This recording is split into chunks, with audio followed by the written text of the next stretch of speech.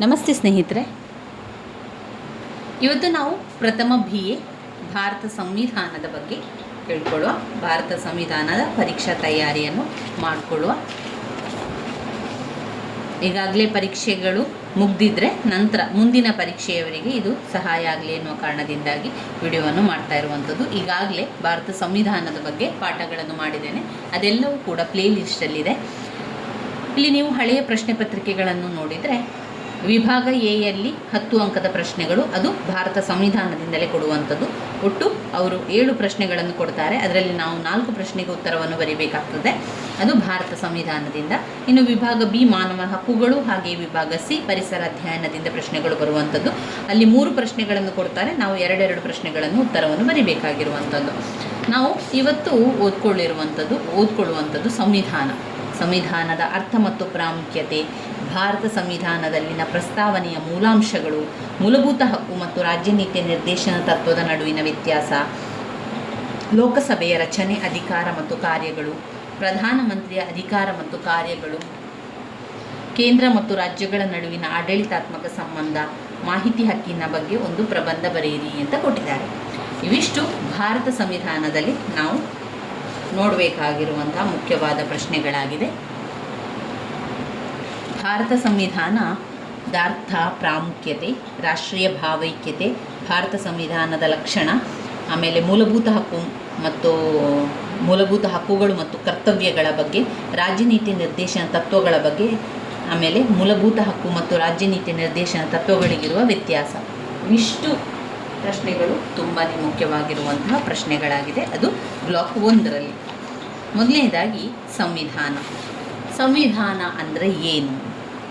ಸಂವಿಧಾನ ಅಂತ ಹೇಳಿದರೆ ಅದು ಪ್ರತಿಯೊಂದು ರಾಜ್ಯಕ್ಕೂ ಈ ಸಂವಿಧಾನ ತುಂಬಾ ಅತ್ಯವಶ್ಯಕ. ಸಂವಿಧಾನವೇ ರಾಷ್ಟ್ರದ ಆಡಳಿತ ವ್ಯವಸ್ಥೆಗೆ ಮೂಲ ಆಧಾರವಾಗಿರುವಂಥದ್ದು. ಸಂವಿಧಾನವಿಲ್ಲದಿದ್ದರೆ ರಾಷ್ಟ್ರದಲ್ಲಿ ಅವ್ಯವಸ್ಥೆ ಉಂಟಾಗಿ ಅರಾಜಕತೆ ಕೂಡ ಉಂಟಾಗ್ಬೋದು. ಅದರಿಂದ ಪ್ರತಿಯೊಂದು ರಾಷ್ಟ್ರದಲ್ಲೂ ಸರಕಾರ ಮತ್ತು ಆಡಳಿತ ವ್ಯವಸ್ಥೆ ಕೆಲವೊಂದು ನಿಯಮ ನಿಬಂಧನೆಗಳಿಗೆ ಅನುಸಾರವಾಗಿ ನಡೆಯಬೇಕು. ಆ ನಿಯಮಗಳೇ ಸಂವಿಧಾನ, ಆ ನಿಯಮಗಳ ಸಮೂಹವೇ ಸಂವಿಧಾನ ಆಗಿರುವಂಥದ್ದು. ಸಂವಿಧಾನ ಎನ್ನುವಂತಹ ಪದವನ್ನು ಆಂಗ್ಲ ಭಾಷೆಯಲ್ಲಿ ಕಾನ್ಸ್ಟಿಟ್ಯೂಷನ್ ಎನ್ನುವಂತಹ ಪದ ಬರುವಂಥದ್ದು. ಕಾನ್ಸ್ಟಿಟ್ಯೂಷನ್ ಅಂದರೆ ಏನು ಅರ್ಥ? ಸಂಯೋಜನೆ ಮಾಡುವಂಥದ್ದು, ಒಂದು ನಿಯೋಜನೆ ಮಾಡುವಂಥದ್ದು, ಒಂದು ಸ್ಥಾಪಿಸುವಂಥದ್ದು, ಒಂದು ರಚಿಸುವಂಥದ್ದು. ಇದು ಸಂವಿಧಾನದ ಅರ್ಥ. ಸಂಯೋಜಿಸುವಂಥದ್ದು, ನಿಯೋಜಿಸುವಂಥದ್ದು, ಒಂದು ಸ್ಥಾಪಿಸುವಂಥದ್ದು, ಒಂದು ರಚಿಸುವಂಥದ್ದು, ಇವೆಲ್ಲವನ್ನು ಕೂಡ ಸಂವಿಧಾನ ಅಂತ ಹೇಳ್ತೇವೆ. ರಾಜ್ಯ ಮತ್ತು ಸರ್ಕಾರ ಅವುಗಳನ್ನು ನಿಯಂತ್ರಿಸುವಂತಹ ಮೂಲ ಸೂತ್ರಗಳ ಸಂಗ್ರಹವೇ ನಮ್ಮ ಸಂವಿಧಾನ. ನಮ್ಮ ರಾಜ್ಯ ಮತ್ತು ಸರ್ಕಾರ ಅದೆರಡನ್ನೂ ಕೂಡ ನಿಯಂತ್ರಿಸಲಿಕ್ಕೆ ಬೇಕಾಗಿರುವಂಥದ್ದು ಸಂವಿಧಾನ. ನಮ್ಮ ರಾಷ್ಟ್ರಕ್ಕೆ ಸಂವಿಧಾನ ಬೇಕೇ ಬೇಕು. ಸಂವಿಧಾನ ಇಲ್ಲದಿದ್ದರೆ ಏನಾಗ್ಬೋದು? ಅವ್ಯವಸ್ಥೆ ಉಂಟಾಗ್ಬೋದು, ಅರಾಜಕತೆ ಉಂಟಾಗ್ಬೋದು. ಅದರಿಂದ ಈ ಒಂದು ಸರ್ಕಾರವನ್ನು ನಡೆಸ್ತಾ ಇದ್ದೇವೆ ಅಂತಾದರೆ ಸಂವಿಧಾನದ ಮೂಲಕ ನಡೆಸುವಂಥದ್ದು. ಸಂವಿಧಾನದಲ್ಲಿ ಬರುವಂತಹ ಒಂದು ನಿಯಮಗಳು, ಸಂವಿಧಾನದಲ್ಲಿ ಇರುವಂತಹ ಒಂದು ವಿಚಾರಗಳನ್ನು ನೋಡಿಕೊಂಡು ಸರ್ಕಾರವು ನಡೆಸಿಕೊಂಡು ಹೋಗುವಂಥದ್ದು. ಸಂವಿಧಾನ ಇಲ್ಲದಿದ್ದರೆ ರಾಜ್ಯ ಅರಾಜಕತೆ ಉಂಟಾಗ್ತದೆ. ಅದು ನಮ್ಮ ಒಂದು ರಾಷ್ಟ್ರದ ಮೂಲ ಆಧಾರವಾಗಿರುವಂಥದ್ದು. ಸಂವಿಧಾನವನ್ನು ನೋಡಿಕೊಂಡು ಸಂವಿಧಾನದಲ್ಲಿರುವಂತಹ ನಿಯಮಗಳು, ನಮ್ಮದು ಲಿಖಿತ ಸಂವಿಧಾನ. ಭಾರತ ಸಂವಿಧಾನವು ಲಿಖಿತ ಸಂವಿಧಾನ, ಬರೆದಿಡುವ ಸಂವಿಧಾನ ಆಗಿರುವಂಥದ್ದು. ಅದರಲ್ಲಿರುವಂತಹ ನಿಯಮಗಳನ್ನು ನೋಡಿಕೊಂಡು ಸರ್ಕಾರ ನಡೆಸಿಕೊಂಡು ಹೋಗುವಂಥದ್ದು. ಆದ್ದರಿಂದ ನಮ್ಮ ಸರ್ಕಾರ ಮತ್ತು ರಾಜ್ಯ ಇವುಗಳನ್ನು ಎರಡನ್ನು ನಿಯಂತ್ರಿಸುವಂಥದ್ದು ಯಾವುದು? ರಾಜ್ಯವನ್ನು ನಿಯಂತ್ರಿಸುವುದು ಸರ್ಕಾರದ ಮೂಲಕ ರಾಜ್ಯವನ್ನು ನಾವು ನಿಯಂತ್ರಿಸ್ತಾ ಬರ್ತಾ ಇದ್ದೇವೆ. ಈ ಸರ್ಕಾರವನ್ನು ಯಾವ ಆಧಾರದ ಮೇಲೆ ನಡೆಸ್ತಾ ಇದ್ದೇವೆ ಅಂತ ಹೇಳಿದರೆ ಸಂವಿಧಾನದ ಆಧಾರದ ಮೇಲೆ ನಡೆಸ್ತಾ ಇರುವಂಥದ್ದು. ಆದ್ದರಿಂದ ಈ ರಾಜ್ಯ ಮತ್ತು ಸರ್ಕಾರವನ್ನು ನಿಯಂತ್ರಿಸುವ ಮೂಲ ಸೂತ್ರಗಳ ಸಂಗ್ರಹವೇ ಯಾವುದು? ಸಂವಿಧಾನ. ವ್ಯಾಖ್ಯೆಗಳನ್ನು ನೋಡುವ. ಅರಿಸ್ಟಾಟಲ್ ಅವರು ಏನು ಹೇಳ್ತಾ ಇದ್ದಾರೆ? ಅರಿಸ್ಟಾಟಲ್ ಅವರ ಅಭಿಪ್ರಾಯದ ಪ್ರಕಾರ ರಾಜ್ಯದ ಆಡಳಿತ ಹಾಗೂ ಅಧಿಕಾರವನ್ನು, ನಮ್ಮ ರಾಜ್ಯದ ಆಡಳಿತ ಮತ್ತು ಅಧಿಕಾರವನ್ನು ಅದರಲ್ಲಿಯೂ ಕೂಡ ಪರಮಾಧಿಕಾರವನ್ನು, ನಮ್ಮ ರಾಜ್ಯದ ಆಡಳಿತ ಮತ್ತು ಅಧಿಕಾರವನ್ನು, ಅದರಲ್ಲೂ ಪರಮಾಡಳಿತವನ್ನು ವ್ಯವಸ್ಥೆಗೊಳಿಸುವುದೇ ಸಂವಿಧಾನ ಅಂತ ಹೇಳಿದು ಅರಿಸ್ಟಾಟಲ್ ಅವರು. ಇನ್ನು ಲೂಯಿಸ್ ಅವರ ಪ್ರಕಾರ ಏನು? ಲೂಯಿಸ್ ಅವರ ಪ್ರಕಾರ ಸಂವಿಧಾನ ಎನ್ನುವಂಥ ವ್ಯಾಖ್ಯೆ ಏನು ಅಂತ ಹೇಳಿದರೆ, ಅದು ಜನರ ಸಮುದಾಯದಲ್ಲಿ ಅಥವಾ ಸರಕಾರದ ರಚನಾ ಕ್ರಮದಲ್ಲಿ, ಜನರ ಸಮುದಾಯದಲ್ಲಿ ಅಥವಾ ಸರಕಾರದ ರಚನಾ ಕ್ರಮದಲ್ಲಿ ಪರಮಾಧಿಕಾರವನ್ನು ವ್ಯವಸ್ಥೆಗೊಳಿಸಿ ವಿತರಿಸುವುದೇ ಸಂವಿಧಾನ. ಪರಮಾಧಿಕಾರವನ್ನು ವ್ಯವಸ್ಥೆಗೊಳಿಸಿ ವಿತರಿಸುವುದೇ ಸಂವಿಧಾನ. ಲೂಯಿಸ್ ಅವರ ಪ್ರಕಾರ ಸಂವಿಧಾನ ಎನ್ನುವಂಥದ್ದು ಜನತಾ ಸಮುದಾಯದಲ್ಲಿ ಅಥವಾ ಸರಕಾರದ ರಚನಾ ಕ್ರಮದಲ್ಲಿ ಸರಕಾರದ ರಚನಾ ಕ್ರಮದಲ್ಲಿ ಪರಮಾಧಿಕಾರವನ್ನು ವ್ಯವಸ್ಥೆಗೊಳಿಸಿ ವಿತರಿಸುವುದೇ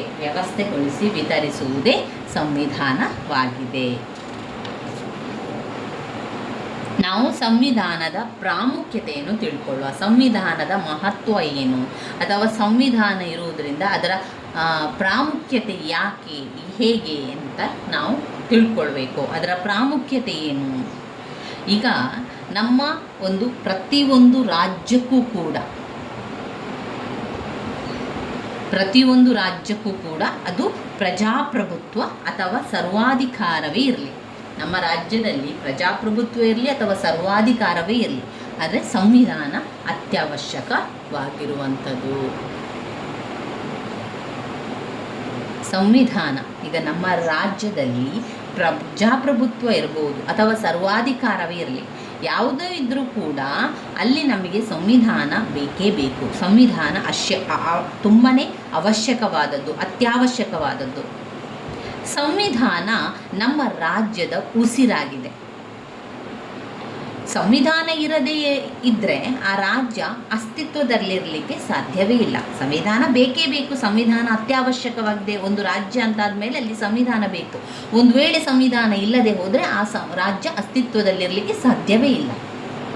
ಸಂವಿಧಾನವಿಲ್ಲದ ರಾಜ್ಯವು ಅದು ರಾಜ್ಯವೇ ಅಲ್ಲ, ಅದೊಂದು ಅರಾಜಕತೆಯ ರಾಜ್ಯ ಎಂದು ಜೆಲ್ಲಿನೆಕ್ ಅವರು ಹೇಳಿರುವಂಥದ್ದು ಬಹಳ ಸೂಕ್ತವಾಗಿದೆ.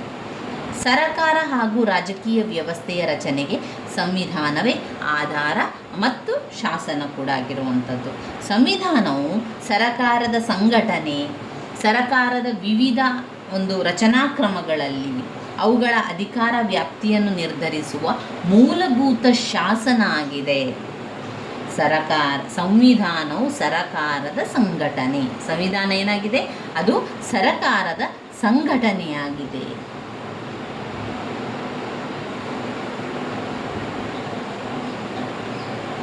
ಸಂವಿಧಾನದ ಪ್ರಾಮುಖ್ಯತೆ ನೋಡಿದರೆ, ಸಂವಿಧಾನ ಏನು ಮಾಡ್ತದೆ?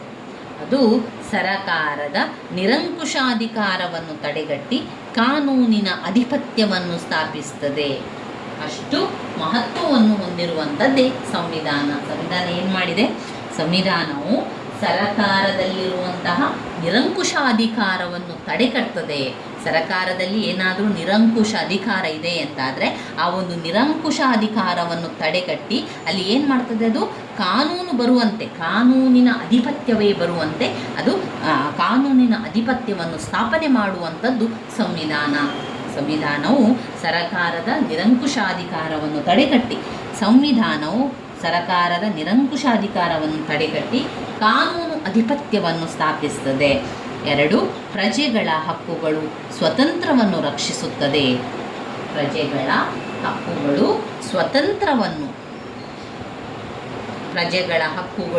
ಸ್ವಾತಂತ್ರ್ಯವನ್ನು ರಕ್ಷಿಸುತ್ತದೆ. ಅದು ನಮ್ಮ ಒಂದು ಹಕ್ಕುಗಳೇನಿದೆ, ಪ್ರಜೆಗಳು ಅಂದರೆ ಯಾರು ಇಲ್ಲಿ? ಪ್ರಜೆಗಳು ಅಂದರೆ ನಾವುಗಳೇ. ನಮ್ಮ ಒಂದು ಹಕ್ಕುಗಳೇನಿದೆ, ನಮ್ಮ ಒಂದು ಸ್ವಾತಂತ್ರ್ಯ ಏನಿದೆ, ಅದನ್ನೆಲ್ಲವನ್ನು ಕೂಡ ರಕ್ಷಿಸುವಂತಹ ಒಂದು ಹೊಣೆಗಾರಿಕೆ ಸಂವಿಧಾನದ್ದು. ಅಷ್ಟು ಮಹತ್ವ ಅದು ಹೊಂದಿರುವಂಥದ್ದು. ಪ್ರಜೆಗಳ ಹಕ್ಕು ಮತ್ತು ಸ್ವಾತಂತ್ರ್ಯವನ್ನು ರಕ್ಷಿಸುತ್ತದೆ. 3, ರಾಜ್ಯದ ಪರಮಾಧಿಕಾರದ ಚಲಾವಣೆಯ ವಿಧಾನವನ್ನು ನಿರ್ಧರಿಸುತ್ತದೆ. ರಾಜ್ಯದಲ್ಲಿ ಯಾವ ರೀತಿಯ ಪರಮಾಧಿಕಾರ ನಡೆಸಬೇಕು ಎನ್ನುವಂಥ ವಿಧಾನವನ್ನು ಅದು ನಿರ್ಧರಿಸಿಕೊಡ್ತದೆ. ರಾಜ್ಯದ ಪರಮಾಧಿಕಾರದ ಚಲಾವಣೆಯ ವಿಧಾನವನ್ನು ನಿರ್ಧರಿಸುತ್ತದೆ. ರಾಜ್ಯದ ಪರಮಾಧಿಕಾರದ ಚಲಾವಣೆಯ ಯಾವ ರೀತಿ ಪರಮಾಧಿಕಾರವನ್ನು ನಡೆಸ್ಕೊಂಡು ಹೋಗಬೇಕು, ಯಾವ ರೀತಿ ಅಧಿಕಾರವನ್ನು ಮಾಡಬೇಕು ಎನ್ನುವಂಥದ್ದನ್ನು, ಯಾವ ರೀತಿ ಅದು ಆ ವಿಧಾನ ಯಾವ ರೀತಿ ಇರಬೇಕು ಎನ್ನುವಂಥದ್ದನ್ನು ನಿರ್ಧರಿಸುವುದೇ ಸಂವಿಧಾನ ಆಗಿರುವಂಥದ್ದು. ಇನ್ನು 4ನೇ ಪಾಯಿಂಟ್ನಲ್ಲಿ ಸಂವಿಧಾನ, ಸರಕಾರವು ಸುಸೂತ್ರವಾಗಿ ನಡಿಬೇಕು ಅಂತ ಹೇಳಿದರೆ ನಮಗೆ ಸಂವಿಧಾನ ತುಂಬಾ ಅವಶ್ಯಕವಾಗಿದೆ. ಒಂದು ಸಂವಿಧಾನದ ಮಹತ್ವ ಅಂತ ಹೇಳಿದರೆ ನಮಗೆ ಇಲ್ಲಿ ಗೊತ್ತಾಗುವಂಥದ್ದು, ಒಂದು ಸರಕಾರ ಸುಸೂತ್ರವಾಗಿ ಸರಿಯಾಗಿ ನಡೀತಾ ಹೋಗ್ತಾ ಇದೆ ಅಂದರೆ ಸಂವಿಧಾನ ಇದೆ. ಒಂದು ಸರಕಾರ ಸುಸೂತ್ರವಾಗಿ ಅಲ್ಲಿ ನಡ್ಕೊಂಡು ಹೋಗ್ತಾ ಇದೆ, ಅಲ್ಲಿ ಯಾವುದೇ ರೀತಿಯ ತೊಂದರೆಗಳಿಲ್ಲದೆ ಅದರ ನಿಯಮಗಳನ್ನು ಪಾಲಿಸ್ಕೊಂಡು ಹೋಗ್ತಾ ಇದೆ ಅಂತಾದರೆ ಅದಕ್ಕೆ ಸಂವಿಧಾನವು ಅತ್ಯಂತ ಪ್ರಾಮುಖ್ಯತೆಯನ್ನು ಹೊಂದಿರುವಂಥದ್ದು. ಸರಕಾರವು ಸುಸೂತ್ರವಾಗಿ ನಡೆದುಕೊಂಡು ಹೋಗ್ತದೆ, ಶಾಂತಿಯುತವಾಗಿ ನಡೆದುಕೊಂಡು ಹೋಗ್ತದೆ. ಅದನ್ನು ನಾವು ಪಾಯಿಂಟ್ಸನ್ನು ಹೆಚ್ಚು ಮಾಡ್ಕೊಂಡು ಬರಿಬೋದು. ನೋಡಿ ಇಲ್ಲಿ ಸ್ನೇಹಿತರೆ, ನಾನು ಅದೇ ರೀತಿ ಮಾಡ್ತಾ ಇದ್ದರೆ ಅದರಲ್ಲಿ ಒಂದು ಲೈನಲ್ಲಿ 2-3 ವಿಷಯಗಳಿದ್ರೆ ಅದನ್ನೇ ಬೇರೆ ಬೇರೆ ಪಾಯಿಂಟ್ಸ್ ಆಗಿ ತಗೊಳ್ಳುವಂಥದ್ದು. ಒಂದು, ಸಂವಿಧಾನದಿಂದ ಸರಕಾರವು ಸುಸೂತ್ರವಾಗಿ ನಡೆಸಿಕೊಂಡು ಹೋಗುವಂಥದ್ದು. 2, ಶಾಂತಿಯುತವಾಗಿ ಕಾರ್ಯನಿರ್ವಹಿಸುವಂತೆ ಮಾಡ್ತದೆ. ಸಂವಿಧಾನವು ಸರಕಾರ ಶಾಂತಿಯುತವಾಗಿ ಕಾರ್ಯನಿರ್ವಹಿಸುವಂತೆ ಮಾಡ್ತದೆ. 3, ಸಂವಿಧಾನದ ನಿಯಮಗಳಿಗನುಸಾರವಾಗಿ ಕಾರ್ಯನಿರ್ವಹಿಸುವಂತೆ ಮಾಡ್ತದೆ. ಸಂವಿಧಾನವು ನಿಯಮಗಳಿಗೆ ಅನುಸಾರವಾಗಿ ಕಾರ್ಯನಿರ್ವಹಿಸುವಂತೆ ಮಾಡ್ತದೆ. ಇನ್ನು 5ನೇ ಪಾಯಿಂಟ್ನಲ್ಲಿ ಆಡಳಿತ ಯಂತ್ರವು ಸಂವಿಧಾನದ ನಿಯಮಕ್ಕನುಗುಣವಾಗಿ ನಡೆಯಲು ಸಹಾಯಕವಾಗಿದೆ. ಆಡಳಿತ ಯಂತ್ರವು ಸಂವಿಧಾನದ ನಿಯಮಕ್ಕನುಗುಣವಾಗಿ ನಡೆಯಲು ಸಹಾಯಕವಾಗಿದೆ. ಒಂದು ಸರಕಾರದಲ್ಲಿ ಆಡಳಿತ ಮಾಡ್ತಾ ಇದ್ದಾರೆ, ಒಂದು ಸರಕಾರವನ್ನು ನಡೆಸ್ಕೊಂಡು ಹೋಗ್ತಾ ಇದ್ದಾರೆ ಅಂತ ಹೇಳಿದರೆ ಅಲ್ಲಿ ಸಂವಿಧಾನದ ನಿಯಮಗಳನ್ನು ಪಾಲಿಸ್ತಾ ಇದ್ದಾರೆ ಅಂತ ಅರ್ಥ. ಒಂದು ಸರಕಾರದಲ್ಲಿ ಆಡಳಿತ ಮಾಡ್ತಾ ಇರುವಂಥದ್ದು, ಆ ಆಡಳಿತ ಯಂತ್ರವು ಸಂವಿಧಾನದ ನಿಯಮಕ್ಕನುಗುಣವಾಗಿ ನಡೆಯಲು ಸಹಾಯಕವಾಗಿದೆ. 6ನೇ ಪಾಯಿಂಟ್, ಸಂವಿಧಾನವು ಅರಾಜಕತೆಯನ್ನು ಹೋಗಲಾಡಿಸಿ ದೇಶದಲ್ಲಿ ವ್ಯವಸ್ಥಿತವಾದ ಸರಕಾರದ ಸ್ಥಾಪನೆಗೆ ಸಹಕಾರಿಯಾಗಿದೆ.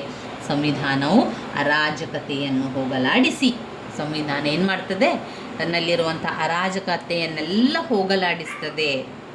ಹೋಗಲಾಡಿಸಿ ದೇಶದಲ್ಲಿ ವ್ಯವಸ್ಥಿತವಾದ ಸರಕಾರದ ಸ್ಥಾಪನೆಗೆ ಸಹಕಾರಿಯಾಗಿದೆ.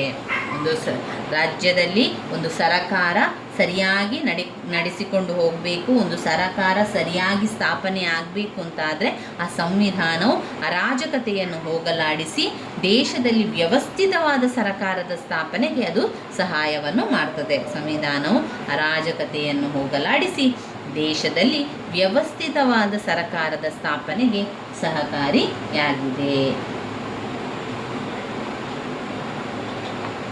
ಇವಿಷ್ಟು ಸಂವಿಧಾನದ ಮಹತ್ವ ಅಥವಾ ಪ್ರಾಮುಖ್ಯತೆಯಲ್ಲಿ ಬರುವಂಥದ್ದು. ಪಾಯಿಂಟ್ಸ್ಗಳನ್ನು ಮತ್ತೊಮ್ಮೆ ಹೇಳ್ತಾ ಹೋಗುವ. ಸಂವಿಧಾನ ಸರಕಾರದ ನಿರಂಕುಶಾಧಿಕಾರವನ್ನು ತಡೆಗಟ್ಟಿ ಕಾನೂನು ಅಧಿಪತ್ಯವನ್ನು ಸ್ಥಾಪಿಸುತ್ತದೆ. 2, ಪ್ರಜೆಗಳ ಹಕ್ಕುಗಳು ಸ್ವಾತಂತ್ರ್ಯವನ್ನು ರಕ್ಷಿಸುತ್ತದೆ.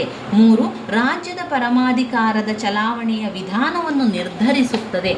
4, ಸರಕಾರವು ಸುಸೂತ್ರವಾಗಿ ಹಾಗೂ ಶಾಂತಿಯುತವಾಗಿ ಹಾಗೂ ಸಂವಿಧಾನದ ನಿಯಮಗಳಿಗೆ ಅನುಸಾರವಾಗಿ ಕಾರ್ಯನಿರ್ವಹಿಸುವಂತೆ ಮಾಡುತ್ತದೆ. 5, ಆಡಳಿತ ಯಂತ್ರವು ಸಂವಿಧಾನದ ನಿಯಮಕ್ಕನುಗುಣವಾಗಿ ನಡೆಯಲು ಸಹಾಯಕವಾಗಿದೆ. ಆಡಳಿತ ಯಂತ್ರವು ಸಂವಿಧಾನದ ನಿಯಮಕ್ಕನುಗುಣವಾಗಿ ನಡೆಯಲು ಸಹಾಯಕವಾಗಿದೆ. ಸಂವಿಧಾನವು ಅರಾಜಕತೆಯನ್ನು ಹೋಗಲಾಡಿಸಿ ದೇಶದಲ್ಲಿ ವ್ಯವಸ್ಥಿತವಾದ ಸರಕಾರದ ಸ್ಥಾಪನೆಗೆ ಸಹಕಾರಿಯಾಗಿದೆ. ಇವಿಷ್ಟು ಸಂವಿಧಾನದ ಮಹತ್ವ ಪ್ರಾಮುಖ್ಯತೆಯಲ್ಲಿ ಬರೀಬೇಕಾಗಿರುವಂಥದ್ದು. ಇದನ್ನು ನೀವು ಅರ್ಥ ಮಾಡ್ಕೊಳ್ಳಿ, ಬಾಯಿಪಾಠ ಮಾಡ್ಕೊಳ್ಳಿ ಆ ಪಾಯಿಂಟ್ಸ್ಗಳನ್ನು. ಇನ್ನು ಈ ಒಂದು ಘಟಕ 2ಕ್ಕೆ ಬಂದೆವು. ಘಟಕ 2ರಲ್ಲಿ ಯಾವುದನ್ನು ಓದ್ಕೊಳ್ಳಿಕ್ಕಿದೆ? ಘಟಕ 2ರಲ್ಲಿ ರಾಷ್ಟ್ರೀಯ ಭಾವೈಕ್ಯತೆ ಇದೆ. ವೆರಿ ಇಂಪಾರ್ಟೆಂಟ್ ಆಗಿರುವಂತಹ ಒಂದು ಪ್ರಶ್ನೆ ರಾಷ್ಟ್ರೀಯ ಭಾವೈಕ್ಯತೆ. 10 ಅಂಕಕ್ಕೆ ಬಂದಿರುವಂತಹ ಪ್ರಶ್ನೆ ಆಗಿರುವಂಥದ್ದು. ರಾಷ್ಟ್ರೀಯ ಭಾವೈಕ್ಯತೆ ಅಂದರೆ ಏನು? ಈಗ ಭಾವೈಕ್ಯತೆ ಅಂದರೆ ಏನು? ಭಾವೈಕ್ಯತೆ ಅಂದರೆ ನಾವೆಲ್ಲರೂ ಒಂದೇ ಎನ್ನುವಂತಹ ಭಾವನೆ ಮೂಡುವಂಥದ್ದು.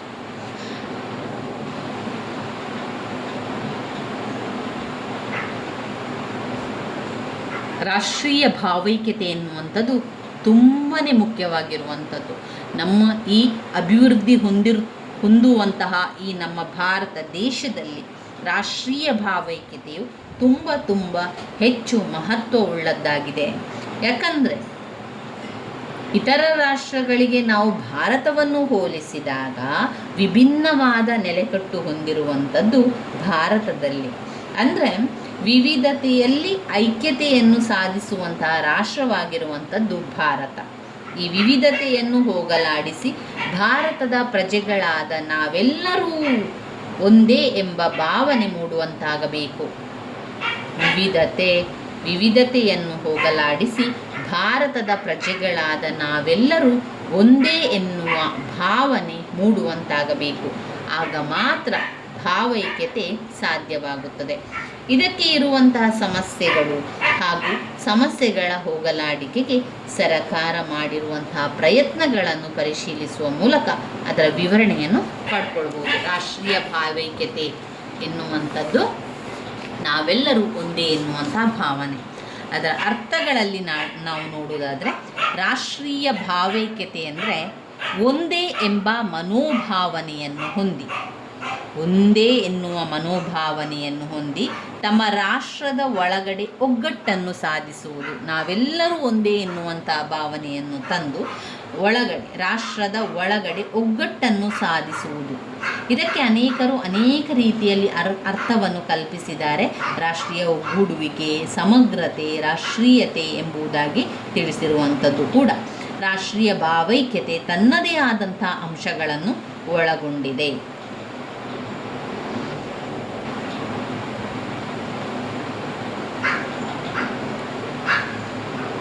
ಭಾರತದಲ್ಲಿ ಭಾಷೆಗಳನ್ನು ನಾವು ನೋಡುವುದಾದರೆ 18 ಭಾಷೆಗಳನ್ನು ಅಧಿಕೃತವಾಗಿ ಸಂವಿಧಾನಾತ್ಮಕವಾಗಿಯೇ ಪರಿಗಣಿಸಲಾಗಿದೆ. ಅಂತಹ ವಿಭಿನ್ನತೆಯನ್ನೊಳಗೊಂಡಿರುವ ಭಾರತ ಸ್ವಾತಂತ್ರ್ಯದ ಸಂದರ್ಭದಲ್ಲಿ ಸುಮಾರು 600ಕ್ಕೂ ಹೆಚ್ಚು ರಾಳ್ವಿಕೆಗೆ ಒಳಪಟ್ಟಂತಹ ಸಂಸ್ಥಾನಗಳಿದ್ದಾಗ್ಯೂ ಕೂಡ ಎಲ್ಲವನ್ನು ಒಗ್ಗೂಡಿಸಿ ಸಮಗ್ರವಾದ ಐಕ್ಯತೆಯಿಂದ ಕೂಡಿದಂತಹ ರಾಷ್ಟ್ರವನ್ನಾಗಿ ಮಾಡಿ ತನ್ನದೇ ಆದ ಸಂವಿಧಾನ, ಧ್ವಜ, ಲಾಂಛನಗಳನ್ನೊಳಗೊಂಡ ಪರಮಾಧಿಕಾರವುಳ್ಳ ಭಾರತ ರಾಷ್ಟ್ರವಾಗಿ ಹೊರಹೊಮ್ಮಿದೆ. ಇನ್ನು ರಾಷ್ಟ್ರೀಯ ಭಾವೈಕ್ಯತೆಯನ್ನು ಸಾಧಿಸುವಲ್ಲಿ ಇರುವಂತಹ ಸಮಸ್ಯೆಗಳೇನು? ರಾಷ್ಟ್ರೀಯ ಭಾವೈಕ್ಯತೆಯನ್ನು ಸಾಧಿಸುವಲ್ಲಿ ಇರುವಂತಹ ಸಮಸ್ಯೆಗಳು: 1, ರಾಜಕೀಯ ಸಮಸ್ಯೆ; 2, ಆರ್ಥಿಕ ಸಮಸ್ಯೆ. ರಾಜಕೀಯ ಸಮಸ್ಯೆ, ಆರ್ಥಿಕ ಸಮಸ್ಯೆ, ಸಾಮಾಜಿಕ ಸಮಸ್ಯೆಗಳು, ಸಾಂಸ್ಕೃತಿಕ ಸಮಸ್ಯೆಗಳು, ಮಾನಸಿಕ ಸಮಸ್ಯೆಗಳು. ಇದು ರಾಷ್ಟ್ರೀಯ ಭಾವೈಕ್ಯತೆಯನ್ನು ಸಾಧಿಸಲು ಇರುವಂತಹ ಸಮಸ್ಯೆಗಳಾಗಿದೆ. ರಾಜಕೀಯ ಸಮಸ್ಯೆ, ಆರ್ಥಿಕ ಸಮಸ್ಯೆ, ಸಾಮಾಜಿಕ ಸಮಸ್ಯೆ, ಸಾಂಸ್ಕೃತಿಕ ಸಮಸ್ಯೆ, ಆಮೇಲೆ ಮಾನಸಿಕ ಸಮಸ್ಯೆಗಳು. ಮೊದಲನೇದಾಗಿ ರಾಜಕೀಯ ಸಮಸ್ಯೆಗಳು.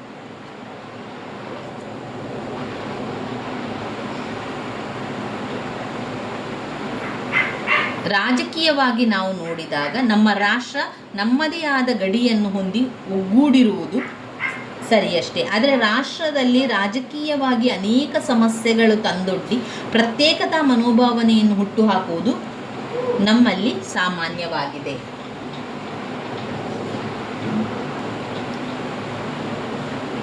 ರಾಜಕೀಯ ಸಮಸ್ಯೆಗಳು ರಾಷ್ಟ್ರೀಯ ಭಾವೈಕ್ಯತೆಯಲ್ಲಿ ಬರುವಂತಹ ಒಂದು ಸಮಸ್ಯೆಯಾಗಿರುವಂಥದ್ದು.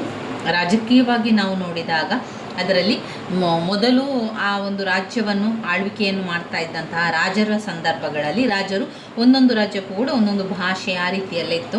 ಅನಂತರಗಳಲ್ಲಿ ಮತ್ತೊಮ್ಮೆ ಆ ರಾಜ್ಯ ಒಡೆಯಿತು, ಮತ್ತೊಮ್ಮೆ ಆ ರಾಜ್ಯ ಮತ್ತೊಬ್ಬ ರಾಜನ ಕೈಗೆ ಹೋಯಿತು. ಇದೇ ರೀತಿ ರಾಜ್ಯಗಳೆಲ್ಲ ವಿಂಗಡಣೆ ಆಗ್ತಾ ಏನಾಯಿತು ಅಂದರೆ ಅನೇಕ ಸಮಸ್ಯೆಗಳು ಕೂಡ ಅಲ್ಲಿ ಬರ್ತಾನೆ ಇದ್ದವು. ಆರ್ಥಿಕ ಸಮಸ್ಯೆಗಳು ಕೂಡ ನಮ್ಮ ರಾಷ್ಟ್ರೀಯ ಭಾವೈಕ್ಯತೆಯನ್ನು ಸಾಧಿಸಲಿಕ್ಕಿರುವಂಥ ಸಮಸ್ಯೆಗಳು. ಕಾರಣ ಏನು ಅಂತ ಹೇಳಿದರೆ ಅದು ಬಡತನ, ಹಸಿವು, ವಸತಿ ಈ ಮೊದಲಾದವುಗಳಿಗಾಗಿ ಹೋರಾಡುತ್ತಾರೆ ವಿನಃ ರಾಷ್ಟ್ರೀಯ ಐಕ್ಯತೆಯ ಮಹತ್ವವನ್ನು ಅವರು ಗಮನಿಸುವುದಿಲ್ಲ. ರಾಷ್ಟ್ರದಲ್ಲಿ ಜನತೆ ಯಾವಾಗ ಆರ್ಥಿಕವಾಗಿ ತೊಂದರೆ ಅನುಭವಿಸ್ತಾ ಇರ್ತಾರೋ, ಆರ್ಥಿಕವಾಗಿ ಉತ್ತಮಗೊಳ್ಳುತ್ತಾರೋ ಆಗ ರಾಷ್ಟ್ರಾಭಿಮಾನ ಮತ್ತು ಆಸಕ್ತಿ ಮೂಡಿಬರ್ತದೆ. ಯಾವಾಗ ಆರ್ಥಿಕ ಸಮಸ್ಯೆ ಇಲ್ಲ ಆವಾಗ ರಾಷ್ಟ್ರೀಯ ಭಾವೈಕ್ಯತೆಯಲ್ಲಿರ್ತದೆ. ಸಮಸ್ಯೆ ಇದ್ದಾಗ ಅವರಿಗೆ ಆ ಒಂದು ಭಾವನೆಗಳು ಬರುವಂತಿಲ್ಲ. ಐಕ್ಯತಾ ಮನೋಭಾವನೆ ಬೆಳೆಯಲು ಅವಕಾಶವಾಗುತ್ತದೆ. ಇಲ್ಲದಿದ್ದರೆ ಏನಾಗ್ತದೆ, ಜೀವನಾವಶ್ಯಕ ವಸ್ತುಗಳಿಗಾಗಿ ಹೋರಾಟ ಮಾಡುವಂತಾದರೆ ಅವರಿಗೆ ರಾಷ್ಟ್ರೀಯತೆ, ಐಕ್ಯತೆ ಮೊದಲಾದವುಗಳ ಕಡೆ ಚಿಂತನೆ ಅಥವಾ ಯೋಜನೆಯ ಗಮನವೇ ಇರುವುದಿಲ್ಲ. ಅವರು ಯಾವಾಗಲೂ ತಮ್ಮ ಬಡತನ, ಹಸಿವು, ವಸತಿ ಮೊದಲಾದವುಗಳಿಗೆ ಹೋರಾಡುತ್ತಾರೆ ವಿನ ರಾಷ್ಟ್ರೀಯ ಐಕ್ಯತೆಯ ಮಹತ್ವವನ್ನು ಅವರು ಗಮನಿಸುವುದಿಲ್ಲ. ಮೂರನೇದಾಗಿ ಸಾಮಾಜಿಕ ಸಮಸ್ಯೆಗಳು. ರಾಷ್ಟ್ರದಲ್ಲಿರುವ ಪ್ರತಿಯೊಬ್ಬರಿಗೂ ಸಾಮಾಜಿಕ ನ್ಯಾಯವನ್ನು ದೊರಕಿಸಿಕೊಡಬೇಕು. ಯಾವುದೇ ವ್ಯಕ್ತಿಯನ್ನು ಜಾತಿ, ಮತ, ಧರ್ಮ, ಬಣ್ಣ ಮೊದಲಾದವುಗಳ ಆಧಾರದ ಮೇಲೆ ಪ್ರತ್ಯೇಕಿಸುವಂತಿಲ್ಲ. ಎಲ್ಲರೂ ಕೂಡ ಸಮಾನರು. ಈ ಸಮಾಜದಲ್ಲಿ, ಈ ಭೂಮಿಯ ಮೇಲೆ ಹುಟ್ಟಿದ ಮೇಲೆ ಪ್ರತಿಯೊಬ್ಬರೂ ಸಮಾನವಾಗಿರ್ತಾರೆ. ರಾಷ್ಟ್ರದಲ್ಲಿರುವಂಥ ಪ್ರತಿಯೊಬ್ಬರಿಗೂ ಕೂಡ ಸಾಮಾಜಿಕ ನ್ಯಾಯವನ್ನು ದೊರಕಿಸಿಕೊಡಬೇಕು. ಯಾವುದೇ ವ್ಯಕ್ತಿಯನ್ನು ಅವರ ಜಾತಿ, ಮತ, ಧರ್ಮ ಅಂತ ಹೇಳಿ ಪ್ರತ್ಯೇಕ ಮಾಡುವಂತಿಲ್ಲ. ಇಂತಹ ಅಸಮಾನತೆಯನ್ನು ಹೋಗಲಾಡಿಸುವಂತಹ ದೃಷ್ಟಿಯಿಂದಲೇ ನಮಗೆ ಮೂಲಭೂತ ಹಕ್ಕುಗಳಲ್ಲಿ ಸ್ವಾತಂತ್ರ್ಯ, ಸಮಾನತೆಯ ಹಕ್ಕನ್ನು ನೀಡಿ ಸಂವಿಧಾನಾತ್ಮಕ ಪರಿಹಾರದ ಹಕ್ಕನ್ನು ನೀಡಿರುವಂಥದ್ದು ಈ ಒಂದು ಕಾರಣದಿಂದಾಗಿ. ಸರ್ಕಾರ ಕೂಡ ನಮಗೆ ಸಾಮಾಜಿಕವಾಗಿ ಹಿಂದುಳಿದಿರುವಂತಹ ಜನರ ಅಭಿವೃದ್ಧಿಗಾಗಿ ಅನೇಕ ಕಲ್ಯಾಣ ಕಾರ್ಯಕ್ರಮಗಳನ್ನು ಕೂಡ ಮಾಡ್ತಾನೆ ಬಂದಿವೆ. ಆದರೂ ಕೂಡ ಜನರಲ್ಲಿ ಒಂದು ರೀತಿಯ ಜಾತಿಯ ಮನೋಭಾವನೆ ಬರುವಂಥದ್ದು, ಮತಾಂಧತೆ ಇರುವಂಥದ್ದು, ಪ್ರಾಂತೀಯತೆ ಇರುವಂಥದ್ದು, ಅಸ್ಪೃಶ್ಯತೆ ಮೊದಲಾದವುಗಳನ್ನು ಹೋಗಲಾಡಿಸಲು ಸಾಧ್ಯವಾಗಿಲ್ಲ. ಇನ್ನೂ ಕೂಡ ಕೆಲವು ಕಡೆ ಅವುಗಳೆಲ್ಲ ನಡೀತಾ ಇರುವಂಥದ್ದನ್ನು ಕಾಣ್ಬೋದು. ಈ ಸಾಮಾಜಿಕ ಸಮಸ್ಯೆಗಳು ರಾಷ್ಟ್ರೀಯ ಭಾವೈಕ್ಯತೆಯನ್ನು ಸಾಧಿಸುವಲ್ಲಿ ಬರುವಂತಹ ಸಮಸ್ಯೆಗಳು. ಇನ್ನು 4ನೇ ಪಾಯಿಂಟ್ ಸಾಂಸ್ಕೃತಿಕ ಸಮಸ್ಯೆಗಳು.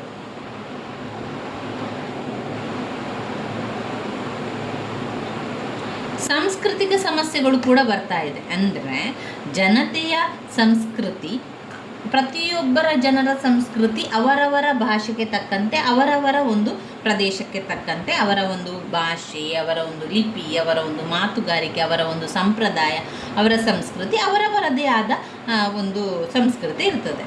ಅದನ್ನೇ ಅವರು ಪ್ರೀತಿಸ್ತಾರೆ. ಹಾಗೆಯೇ ನಮ್ಮ ರಾಷ್ಟ್ರದಲ್ಲಿ ಅನೇಕ ಭಾಷೆಗಳನ್ನು ಮಾತನಾಡುವಂತಹ ಜನರಿರುವಂಥದ್ದು ಭಾಷಾವಾರು ರಾಜ್ಯಗಳು ನಿರ್ಮಿಸಲಾಗಿದೆ. ಈ ಭಾಷೆ ಜನತೆಯಲ್ಲಿ ಅಂಧಾಭಿಮಾನವನ್ನು ಮೂಡಿಸಿ ಇತರ ಭಾಷಾ ಜನಾಂಗವನ್ನು ದ್ವೇಷಿಸುವುದು ಸರ್ವೇ ಸಾಮಾನ್ಯವಾಗಿ ಬಿಟ್ಟಿದೆ. ಉದಾಹರಣೆಗೆ ಹಿಂದಿ ರಾಷ್ಟ್ರೀಯ ಭಾಷೆಯಾದರೂ ಕೂಡ ಅದನ್ನು ದಕ್ಷಿಣ ಭಾರತದಲ್ಲಿ ಪ್ರಚಲಿತಗೊಳಿಸಲು ಅವಕಾಶವಿಲ್ಲ ಮತ್ತು ಅದಕ್ಕಾಗಿ ಅನೇಕ ವಿಧದ ಚಳವಳಿಯಾಗಿರುವುದನ್ನು ಕೂಡ ನಾವು ಕಾಣ್ಬೋದು. ಇದೇ ರೀತಿ ಒಂದು ರಾಜ್ಯದಲ್ಲಿ ಬೇರೆ ರಾಜ್ಯದ ಜನತೆ ಬಂದು ಬೇರೆ ರಾಜ್ಯಗಳಲ್ಲಿ ನೆಲೆಸುವುದು ಕೂಡ ಕಷ್ಟವಾಗಿದ್ದು ಭಾಷಾ ಪ್ರಾಂತೀಯತೆ ಇದಕ್ಕೆ ಕಾರಣವಾಗಿದೆ. ಹೀಗೆ ಭಾಷಾ ಅಂಧಾಭಿಮಾನ ಜನತೆಯಲ್ಲಿ ದ್ವೇಷಾಸೂಯೆಯನ್ನು ಮೂಡಿಸುವುದರ ಜೊತೆಗೆ ಪ್ರಾಂತೀಯ ಮನೋಭಾವನೆಯನ್ನು ಕೂಡ ಅದು ಉಂಟು ಮಾಡ್ತದೆ.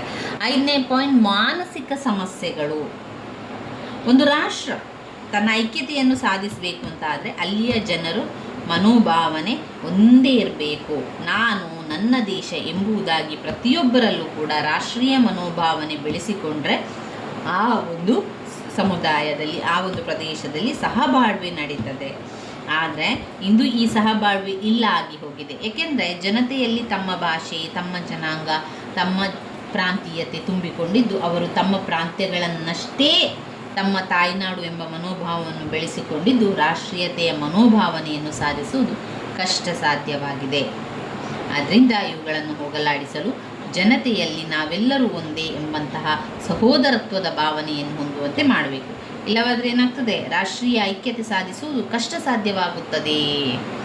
ಇವಿಷ್ಟು ರಾಷ್ಟ್ರೀಯ ಭಾವೈಕ್ಯತೆಯನ್ನು ಸಾಧಿಸಲು ಇರುವಂತಹ ಸಮಸ್ಯೆಗಳು. ಯಾವುದೆಲ್ಲ? ರಾಜಕೀಯ ಸಮಸ್ಯೆಗಳು, 2 ಆರ್ಥಿಕ ಸಮಸ್ಯೆಗಳು, 3 ಸಾಮಾಜಿಕ ಸಮಸ್ಯೆಗಳು, 4 ಸಾಂಸ್ಕೃತಿಕ ಸಮಸ್ಯೆಗಳು, 5 ಮಾನಸಿಕ ಸಮಸ್ಯೆಗಳು. ಇದರ ಪರಿಹಾರಗಳೇನು? ರಾಷ್ಟ್ರೀಯ ಭಾವೈಕ್ಯತೆಯನ್ನು ರಾಷ್ಟ್ರೀಯ ಭಾವೈಕ್ಯತೆಯನ್ನು ಸಾಧಿಸುವಲ್ಲಿರುವ ಸಮಸ್ಯೆಗಳನ್ನು ನೋಡಿಕೊಂಡೆವು. ಇನ್ನು ರಾಷ್ಟ್ರೀಯ ಭಾವೈಕ್ಯತೆಯ ಸಮಸ್ಯೆಗಳಿದ್ದಾಗ ಅದನ್ನು ಪರಿಹಾರ ಮಾಡುವಂಥದ್ದು ಹೇಗೆ?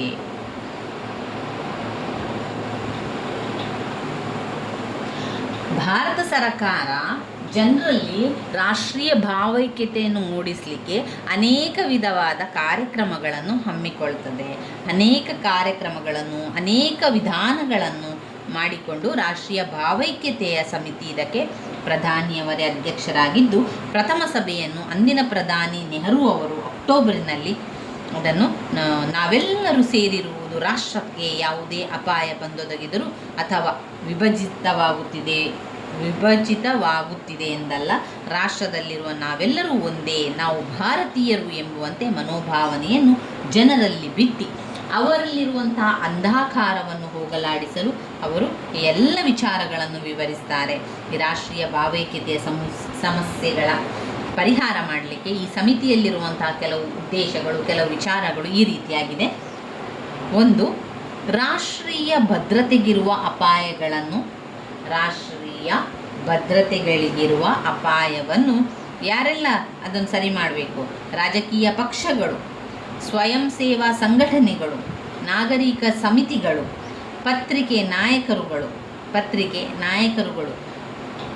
ಇವುದರ ಬಗ್ಗೆ ಕಾಳಜಿ ಇರುವವರೆಲ್ಲ ಒಟ್ಟುಗೂಡಿ ಅದರ ನಿರ್ಮೂಲನ ಮಾಡಬೇಕು. ರಾಷ್ಟ್ರೀಯ ಭದ್ರತೆಗಿರುವಂಥ ಅಪಾಯವನ್ನು ನಿರ್ಮೂಲನೆ ಮಾಡಬೇಕು. 2. ರಾಷ್ಟ್ರೀಯ ಐಕ್ಯತೆಯನ್ನು ಸಾಧಿಸುವುದು ಕೇವಲ ಸರಕಾರದ ಕೆಲಸ ಮಾತ್ರ ಅಲ್ಲ, ಅದು ಇಡೀ ರಾಷ್ಟ್ರದ ಜನತೆಯ ಕಾರ್ಯ ಎಂಬುದು ಮನದಟ್ಟಾಗುವಂತೆ ಮಾಡುವಂಥದ್ದು. 3. ಎಲ್ಲ ಭಾಷೆ, ಪ್ರಾಂತ್ಯ, ಜನಾಂಗ, ಸಂಸ್ಕೃತಿ ಮೊದಲಾದವುಗಳಿಗೆ ಸೇರಿದಂತೆ ಜನತೆಯನ್ನು ಸೇರಿಸಿಕೊಂಡು ಸಹಬಾಳ್ವೆಗೆ ಅವಕಾಶ ಕಲ್ಪಿಸುವಂತೆ ಕಾರ್ಯ ಕೈಗೊಳ್ಳುವುದು. Point number 4. ವಿವಿಧ ಕಾರ್ಯಕ್ರಮಗಳ ಮೂಲಕ ಜನತೆಗೆ ಮನದಟ್ಟು ಮಾಡಲು ಸಮಾಜದಲ್ಲಿ ರಚನಾತ್ಮಕ ಕಾರ್ಯನಿರ್ವಹಿಸುವವರನ್ನು ಒಂದುಗೂಡಿಸುವಂಥದ್ದು. ಯಾರೆಲ್ಲ ಅದಕ್ಕೆ ಕಾರ್ಯವನ್ನು ಮಾಡ್ತಾರೆ ಸಮಾಜದಲ್ಲಿ, ಅವರನ್ನು ಒಂದುಗೂಡಿಸುವಂಥದ್ದು. ಎಲ್ಲ ಭಾಷೆ, ಪ್ರಾಂತ್ಯ, ಜನಾಂಗ, ಸಂಸ್ಕೃತಿ ಮೊದಲಾದವರಿಗೆ ಸೇರಿದಂತೆ ಜನತೆಯನ್ನು ಸೇರಿಸಿಕೊಂಡು ಸಹಬಾಳ್ವೆ ಅವಕಾಶವನ್ನು ಕಲ್ಪಿಸಿಕೊಡುವುದು.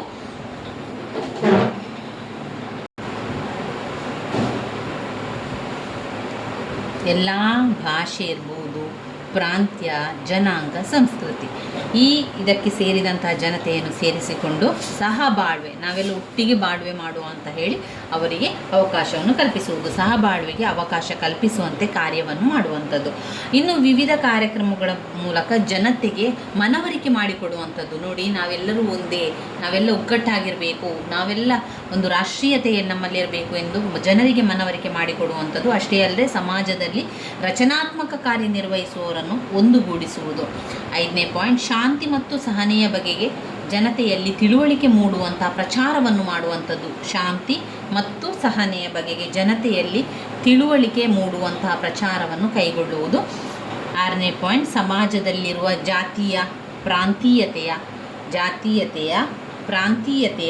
ಧಾರ್ಮಿಕ ವಿಷಬೀಜ ಬಿತ್ತುವಂತಹ ಶಕ್ತಿಗಳನ್ನು ಸಮಾಜದಿಂದ ದೂರವಿಡಲು ಯತ್ನಿಸುವುದು. ಸಮಾಜದಲ್ಲಿರುವಂಥ ಜಾತೀಯತೆಯ, ಪ್ರಾಂತೀಯತೆಯ ಹಾಗೆ ಧಾರ್ಮಿಕ ವಿಷಬೀಜ ಬಿತ್ತುವಂತಹ ಶಕ್ತಿಗಳನ್ನು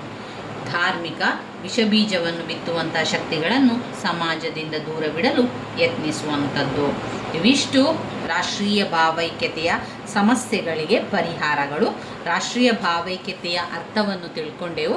ರಾಷ್ಟ್ರೀಯ ಭಾವೈಕ್ಯತೆಯನ್ನು ಸಾಧಿಸಲು ಇರುವಂತಹ ಸಮಸ್ಯೆಗಳು, ರಾಷ್ಟ್ರೀಯ ಭಾವೈಕ್ಯತೆ ಬಂದರೆ ನಾವು ಇದನ್ನೆಲ್ಲವನ್ನು ಕೂಡ ಬರಿತಾ ಹೋಗಬೇಕು. ರಾಷ್ಟ್ರೀಯ ಭಾವೈಕ್ಯತೆಯ ಅರ್ಥವನ್ನು ಬರೀರಿ, ನಂತರ ರಾಷ್ಟ್ರೀಯ ಭಾವೈಕ್ಯತೆ ಸಾಧಿಸುವಲ್ಲಿರುವಂಥ ಸಮಸ್ಯೆಗಳನ್ನು ಬರೆಯಿರಿ.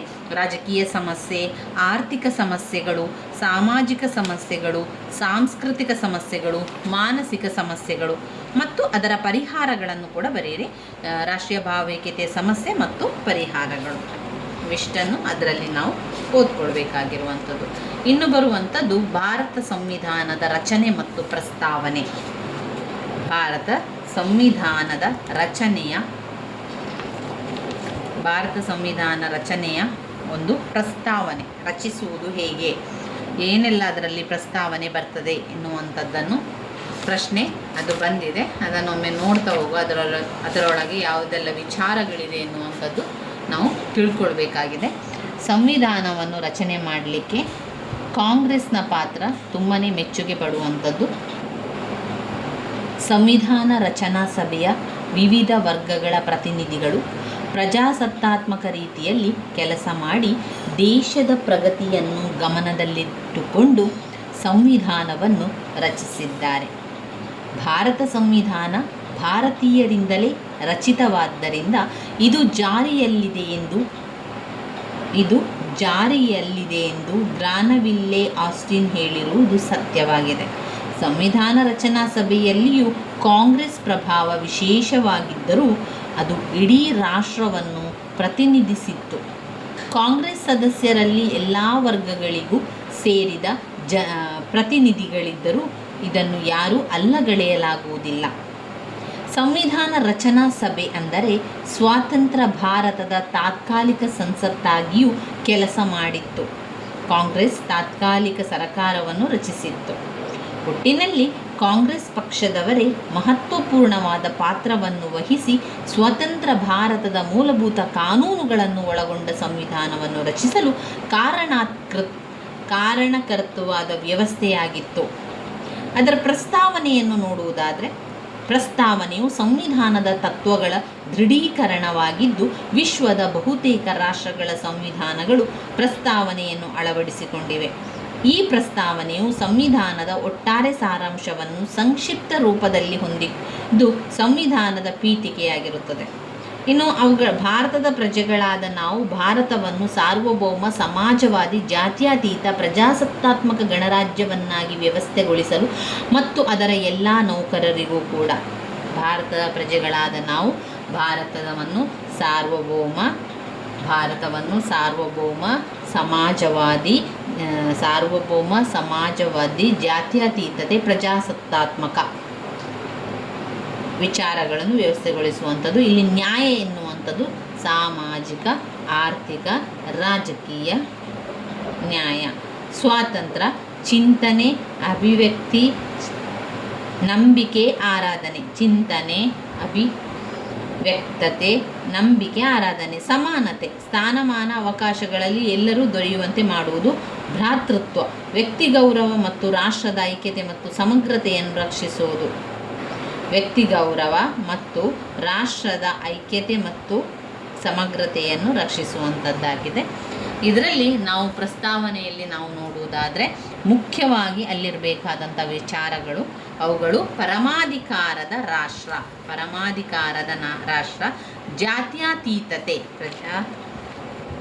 ಪರಮಾಧಿಕಾರದ ರಾಷ್ಟ್ರ, ಸಮಾಜವಾದಿ, ಜಾತ್ಯತೀತತೆ, ಪ್ರಜಾಸತ್ತಾತ್ಮಕ, ಗಣರಾಜ್ಯ, ನ್ಯಾಯ, ಸ್ವಾತಂತ್ರ್ಯ, ಸಮಾನತೆ, ಭ್ರಾತೃತ್ವ. ಇವಿಷ್ಟು ಪಾಯಿಂಟ್ಸ್ಗಳು ಸಂವಿಧಾನದ ಪ್ರಸ್ತಾವನಾ ರಚನೆಯಲ್ಲಿ ಬರುವಂಥದ್ದು. ಮೊದಲನೇದಾಗಿ ಪರಮಾಧಿಕಾರದ ರಾಷ್ಟ್ರ, 2 ಪರಮಾಧಿಕಾರದ ರಾಷ್ಟ್ರ ಮತ್ತು ಸಮಾಜವಾದಿ.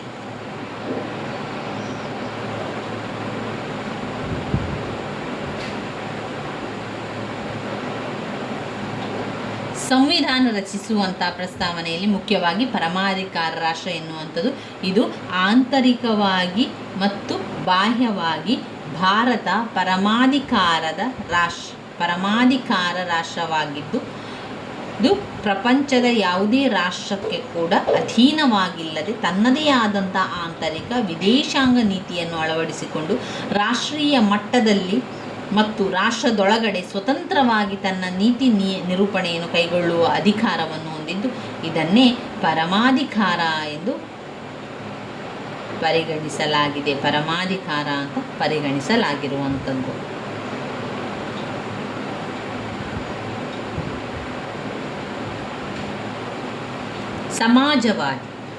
ಸಮಾಜವಾದಿಯು ಸಂವಿಧಾನಕ್ಕೆ 42ನೇ ತಿದ್ದುಪಡಿಯನ್ನು ತರುವ ಮೂಲಕ ಪ್ರಸ್ತಾವನೆಯಲ್ಲಿ ಸೇರಿಸಿರುವುದು ಸಮಾಜವಾದಿ. ಇದಕ್ಕೆ ಕಾರಣ ಅಂತ ಹೇಳಿದರೆ ಪ್ರಜಾಪ್ರಭುತ್ವದ ಮೂಲಕ ಸಮಾಜವಾದಿ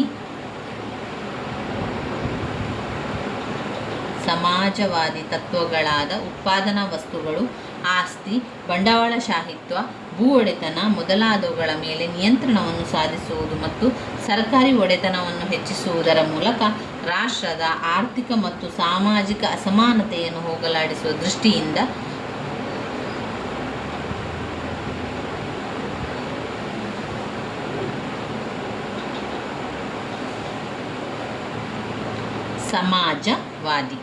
ಸಮಾಜವಾದಿಯು ಸಂವಿಧಾನದ 42ನೇ ತಿದ್ದುಪಡಿಯನ್ನು ತರುವ ಮೂಲಕ ಪ್ರಸ್ತಾವನೆಯಲ್ಲಿ ಸೇರಿಸಲಾಯಿತು. ಇದಕ್ಕೆ ಕಾರಣ ಅಂತ ಹೇಳಿದರೆ, ಪ್ರಜಾಪ್ರಭುತ್ವದ ಮೂಲಕ ಸಮಾಜವಾದಿ ತತ್ವಗಳಾದ ಉತ್ಪಾದನಾ ವಸ್ತುಗಳು, ಆಸ್ತಿ, ಬಂಡವಾಳಶಾಹಿತ್ವ, ಭೂ ಒಡೆತನ ಮೊದಲಾದವುಗಳ ಮೇಲೆ ನಿಯಂತ್ರಣವನ್ನು ಸಾಧಿಸುವುದು ಮತ್ತು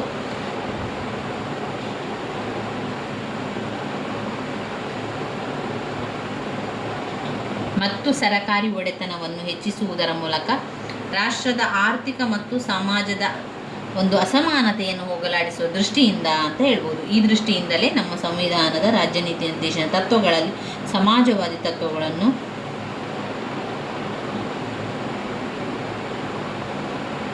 ಸಾಮಾಜಿಕ ಅಸಮಾನತೆಯನ್ನು ಹೋಗಲಾಡಿಸುವ ದೃಷ್ಟಿಯಿಂದ ಅಂತ ಹೇಳ್ಬೋದು. ಈ ದೃಷ್ಟಿಯಿಂದಲೇ ನಮ್ಮ ಸಂವಿಧಾನದ ರಾಜ್ಯ ನೀತಿ ನಿರ್ದೇಶನ ತತ್ವಗಳಲ್ಲಿ ಸಮಾಜವಾದಿ ತತ್ವಗಳನ್ನು ಅಳವಡಿಸಿಕೊಂಡಿದ್ದು ಸಮಾಜವಾದಿ ರಾಷ್ಟ್ರದ ನಿರ್ಮಾಣಕ್ಕೆ ಮಾರ್ಗಸೂಚಿಯಾದಂತಿದೆ. ಜಾತ್ಯತೀತ ಭಾರತವು ಯಾವುದೇ ಧರ್ಮವನ್ನು ರಾಷ್ಟ್ರೀಯ ಧರ್ಮವನ್ನಾಗಿ ಸ್ವೀಕರಿಸಿಲ್ಲ. ಯಾಕಂದರೆ ಭಾರತದಲ್ಲಿ ವಿವಿಧ ಧರ್ಮ, ಜಾತಿ, ಸಂಸ್ಕೃತಿ ಹೊಂದಿರುವ ಜನರಿರುವುದರಿಂದ ಎಲ್ಲರನ್ನು ಸಮಾನರು ಎಂಬ ಮನೋಭಾವನೆಯಿಂದ ನೋಡುವ ದೃಷ್ಟಿಯಿಂದ ಮತ್ತು ಎಲ್ಲ ಧರ್ಮಗಳಿಗೂ ರಕ್ಷಣೆ ನೀಡುವ ಸಲುವಾಗಿ ನಮ್ಮ ಸಂವಿಧಾನ ರಚನಾಕಾರರು ಧಾರ್ಮಿಕ ಹಕ್ಕನ್ನು ಮೂಲಭೂತ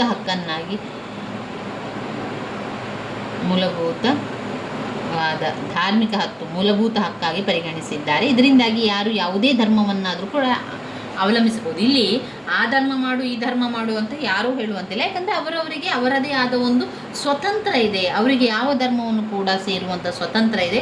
ಇದೇ ಧರ್ಮವನ್ನು ಸೇರು, ಇಲ್ಲಿರು ಅಂತ ಹೇಳುವಂತಹ ಹಕ್ಕು ಇಲ್ಲ. ಅದು ಅವರ ಒಂದು ಸ್ವ ಇಚ್ಛೆಯಾಗಿರುವಂಥದ್ದು.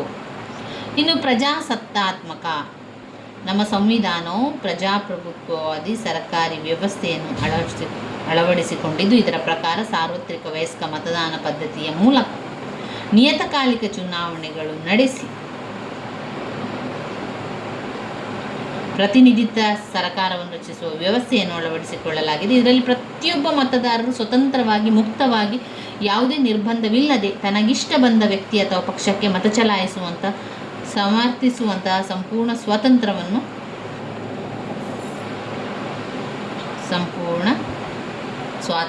ಹೊಂದಿದ್ದಾನೆ. ಇನ್ನು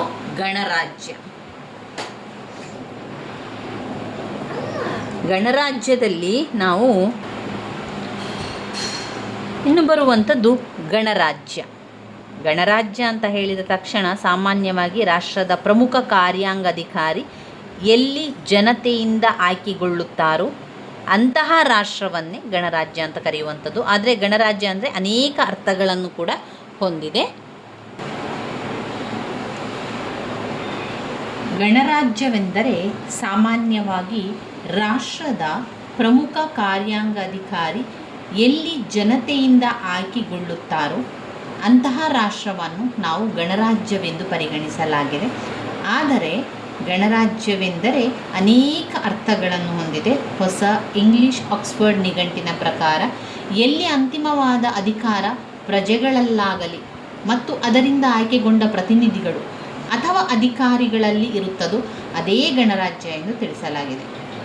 ಅಂದರೆ ಬೇರೆ ಬೇರೆ ಕಡೆಯಲ್ಲಿ ಗಣರಾಜ್ಯವನ್ನು ಬೇರೆ ಬೇರೆ ಅರ್ಥದಲ್ಲಿ ಹೇಳುವಂಥದ್ದು. ಒಟ್ಟಿನಲ್ಲಿ ಗಣರಾಜ್ಯ ಎನ್ನುವಂಥದ್ದು ಅದು ಅಧಿಕಾರ ಇರುವುದು ಪ್ರಜೆಗಳಲ್ಲಿ ಅಥವಾ ಪ್ರಜಾನಿಧಿಗಳು ಸಂವಿಧಾನಕ್ಕೆ ಬದ್ಧವಾಗಿ ಪರಮಾಧಿಕಾರವನ್ನು ಚಲಾಯಿಸಬೇಕು. ಇದಲ್ಲದೆ ಇಂತಹ ಸ್ಥಾನಗಳನ್ನು ಪಡೆಯಲು ಪ್ರತಿಯೊಬ್ಬ ಪ್ರಜೆಯೂ ಕೂಡ ಮುಕ್ತನಾಗಿ ಅವಕಾಶವನ್ನು ನೀಡಲಾಗಿದೆ. ಇನ್ನು ನ್ಯಾಯ ಎಂಬುದು ಸಾಮಾನ್ಯ ಹಿತಾಸಕ್ತಿ ಮತ್ತು ವೈಯಕ್ತಿಕ ಹಿತಾಸಕ್ತಿಯ ನಡುವಿನ ಅನ್ಯೋನ್ಯತೆಯಾಗಿದ್ದು ಇದರ ಮೂಲಕ ಪ್ರತಿಯೊಬ್ಬ ಪ್ರಜೆಗೂ ಸಾಮಾಜಿಕ, ಆರ್ಥಿಕ, ರಾಜಕೀಯ ನ್ಯಾಯವನ್ನು ದೊರಕಿಸಿಕೊಡುವುದೇ ಇದರ ಧ್ಯೇಯವಾಗಿದೆ. ಈ ಉದ್ದೇಶದಿಂದಲೇ ನಮ್ಮ ಸಂವಿಧಾನದಲ್ಲಿ ಇದಕ್ಕೆ ಪ್ರಾಮುಖ್ಯತೆಯನ್ನು ನೀಡಿದ್ದಾರೆ. ಇದರ ಪ್ರಕಾರ ಸಾಮಾಜಿಕ ನ್ಯಾಯವನ್ನು ಅನುಷ್ಠಾನಗೊಳಿಸಲು ಯಾವುದೇ ವ್ಯಕ್ತಿಯನ್ನು ಅವನ ಜಾತಿ, ಧರ್ಮ ಮೊದಲಾದವುಗಳ ಆಧಾರದ ಮೇಲೆ ಪರಿಗಣಿಸದೆ ಎಲ್ಲರೂ ಒಂದೇ ಎಂಬ ಭಾವನೆಯನ್ನು ಮೂಡಿಸಲು ಯತ್ನಿಸಲಾಗಿದೆ. ಅದಲ್ಲದೆ ಅಸ್ಪೃಶ್ಯತೆಯನ್ನು ನಿಷೇಧಿಸಲಾಗಿದೆ. ಸಾಮಾಜಿಕವಾಗಿ ಹಿಂದುಳಿದಿದ್ದಂತಹ ಹರಿಜನ ಗಿರಿಜನರಿಗಾಗಿ ಸಂವಿಧಾನಾತ್ಮಕವಾಗಿ ಕೆಲವು ಸವಲತ್ತುಗಳನ್ನು ಕೂಡ ನೀಡಲಾಗಿದೆ.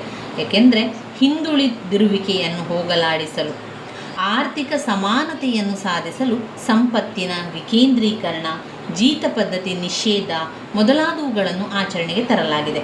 ರಾಜಕೀಯ ನ್ಯಾಯ ದೊರಕಿಸಿಕೊಡಲು ಸಾರ್ವತ್ರಿಕ ವಯಸ್ಕ ಮತದಾನ ಪದ್ಧತಿ, ಸಾರ್ವತ್ರಿಕ ಹುದ್ದೆಗಳನ್ನು ಪಡೆಯಲು ಪ್ರತಿಯೊಬ್ಬರಿಗೂ ಸಮಾನ ಅವಕಾಶಗಳನ್ನು ಕೂಡ ನೀಡಲಾಗಿದೆ. ಈ ಮೂರೂ ಕ್ಷೇತ್ರದಲ್ಲಿ ಪ್ರತಿಯೊಬ್ಬರಿಗೂ ನ್ಯಾಯ ದೊರಕಿಸಿಕೊಡುವ ದೃಷ್ಟಿಯಿಂದಲೇ ನಿರ್ದೇಶಕ ತತ್ವಗಳಲ್ಲಿ ಅಳವಡಿಸಿಕೊಳ್ಳಲಾಗಿದೆ. ಅದಾಗಿ ಈ ಮೂರು ಕ್ಷೇತ್ರಗಳಲ್ಲಿ ಜನತೆಗೆ ನ್ಯಾಯ ದೊರಕಿಸಿಕೊಡಲು ಸಾಧ್ಯವಾಗಿಲ್ಲ. ಇನ್ನು ಸ್ವಾತಂತ್ರ್ಯ ಅಂತ ಬಂದಾಗ ಯಾವುದೇ ರಾಷ್ಟ್ರದಲ್ಲಿ ಪ್ರಜಾಪ್ರಭುತ್ವದ ಯಶಸ್ಸಿಗೆ ಸ್ವಾತಂತ್ರ್ಯ ಎನ್ನುವಂಥದ್ದು ತುಂಬಾ ಅತ್ಯವಶ್ಯಕ. ಇದರ ಮೂಲಕ ವ್ಯಕ್ತಿಯ ಸರ್ವತೋಮುಖ ವ್ಯಕ್ತಿತ್ವದ ಬೆಳವಣಿಗೆಗೆ ಅವಕಾಶ ಕಲ್ಪಿಸಿದಂತಾಗುತ್ತದೆ. ಇದರಿಂದಾಗಿ ಪ್ರತಿಯೊಬ್ಬರೂ ತಮ್ಮ ಭಾವನೆಗಳನ್ನು ಮುಕ್ತವಾಗಿ ವ್ಯಕ್ತಪಡಿಸುವ ಅವಕಾಶ ಕೂಡ ಉಂಟಾಗ್ತದೆ. ಈ ಉದ್ದೇಶದಿಂದಲೇ ಭಾರತ ಸಂವಿಧಾನದಲ್ಲಿ ಇದಕ್ಕೆ ಹೆಚ್ಚಿನ ಮಹತ್ವವನ್ನು ನೀಡಿ ಪ್ರಸ್ತಾವನೆಯಲ್ಲಿ ಸೇರಿಸುವುದರ ಜೊತೆಗೆ ಮೂಲಭೂತ ಹಕ್ಕಾಗಿಯೂ ಕೂಡ ಪರಿಗಣಿಸಲಾಗಿದೆ. ಇಲ್ಲಿ ಸ್ವಾತಂತ್ರ್ಯವೆಂದರೆ ಸ್ವೇಚ್ಛಾಚಾರವಲ್ಲ. ತಾನು ಸ್ವಾತಂತ್ರ್ಯವನ್ನು ಅನುಭವಿಸುವಂತೆ ಇತರಿಗೂ ಆ ಒಂದು ಸ್ವಾತಂತ್ರ್ಯ ಕೂಡ ಇರುತ್ತದೆ ಎನ್ನುವಂಥದ್ದನ್ನು ಅವರಿಲ್ಲಿ ತಿಳಿಸ್ತಾ ಇದ್ದಾರೆ. ಅಷ್ಟೇ ಅಲ್ಲದೆ ಸಮಾನತೆ ಎನ್ನುವಂಥದ್ದು ಈ ಒಂದು ಭಾರತದಲ್ಲಿ ಪ್ರತಿಯೊಬ್ಬ ಪ್ರಜೆಗೂ ಕೂಡ ಸಮಾನವಾದ ಅವಕಾಶ ಇರುವಂಥದ್ದು. ಸ್ವಾತಂತ್ರ್ಯ ಮತ್ತು ಸಮಾನತೆ ಇದೆರಡೂ ಕೂಡ ಒಂದೇ ನಾಣ್ಯದ ಎರಡು ಮುಖ ಇದ್ದಂತೆ, ಒಂದು ಇನ್ನೊಂದಕ್ಕೆ ಪೂರಕವಾಗಿರುವಂಥದ್ದು. ಸಂವಿಧಾನದಲ್ಲಿ ಎರಡಕ್ಕೂ ಪ್ರಾಧಾನ್ಯತೆಯನ್ನು ನೀಡಲಾಗಿದೆ. ಅದರ ಮೂಲಕ ಪ್ರತಿಯೊಬ್ಬರಿಗೂ ಕೂಡ ಸ್ವಾತಂತ್ರ್ಯವೂ ಬೇಕು, ಸಮಾನತೆಯೂ ಕೂಡ ತುಂಬಾ ಅವಶ್ಯಕ. ಯಾವುದೇ ರೀತಿಯ ತಾರತಮ್ಯವನ್ನು ಮಾಡುವಂತಿಲ್ಲ. ಎಲ್ಲರಿಗೂ ಒಂದೇ ರೀತಿಯ ವ್ಯಕ್ತಿ ಗೌರವ, ಸಮಾನವಾದ ಅವಕಾಶ ಕಲ್ಪಿಸುವ ದೃಷ್ಟಿಯಿಂದ ಅಸ್ಪೃಶ್ಯತೆ ನಿಷೇಧ, ಅರ್ಹತೆಗೆ ತಕ್ಕ ಉದ್ಯೋಗ ಪಡೆಯುವಂತೆ ಅವಕಾಶವನ್ನು ಮಾಡುವಂಥದ್ದು.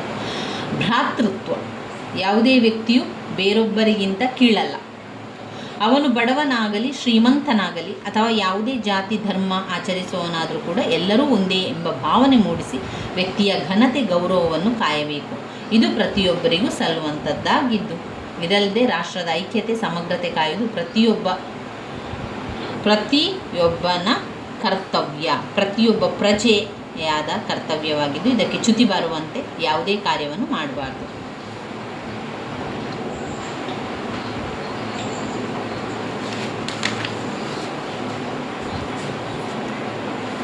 ಇನ್ನು ನಾವು ನೋಡುವಂಥದ್ದು ಘಟಕ 4, ತುಂಬಾ ಮುಖ್ಯವಾಗಿರುವಂತಹ ಒಂದು ಪ್ರಶ್ನೆ, ಭಾರತ ಸಂವಿಧಾನದ ಲಕ್ಷಣಗಳು. ಭಾರತ ಸಂವಿಧಾನ ಲಕ್ಷಣಗಳು ತುಂಬಾ ಮುಖ್ಯವಾಗಿರುವಂತಹ ಪ್ರಶ್ನೆ. ಅದರ ಪಾಯಿಂಟ್ಸ್ಗಳನ್ನು ನಾವಿಲ್ಲಿ ನೋಡ್ತಾ ಹೋಗುವ. ಭಾರತ ಸಂವಿಧಾನದ ಲಕ್ಷಣಗಳು: ಲಿಖಿತ ಸಂವಿಧಾನ ಅಂದರೆ ಬರೆದಿಡುವ ಸಂವಿಧಾನ, ಲಿಖಿತ ಸಂವಿಧಾನ. ನಮ್ಯ ಸಂವಿಧಾನ, ಸಾರ್ವಭೌಮ ಪ್ರಜಾಸತ್ತಾತ್ಮಕ ಗಣರಾಜ್ಯ, ಸಾರ್ವಭೌಮ ಪ್ರಜಾಸತ್ತಾತ್ಮಕ ಗಣರಾಜ್ಯ. ಕಲ್ಯಾಣ ರಾಜ್ಯ, ಸಂಯುಕ್ತ ಸರಕಾರ ಪದ್ಧತಿ, ಸಂಸದೀಯ ಕಾರ್ಯಾಂಗ ಪದ್ಧತಿ.